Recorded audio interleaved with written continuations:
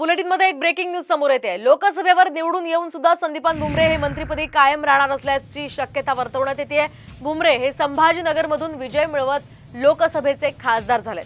भुमरे हे पैठणचे विद्यमान आमदार असून रोहयो या खात्याचे ते कॅबिनेट मंत्री आहेत। मात्र विधिमंडळाचा सदस्य नसला तरी 6 महिने मंत्रिपदी राहता येत असल्याची तरतूद आहे आणि त्यामुळे या आधारे आता भुमरे मंत्रिपदावर कायम राहण्याची चिन्ह आहेत। तर यासाठी शिंदे देखील अनुकूल असल्याचं बोललं जात आहे। दरम्यान त्यांच्याकडे असलेल्या पालकमंत्री पदासाठी अतुल सावेंचं नाव कार्यकर्त्यांनी पुढे केलं होतं।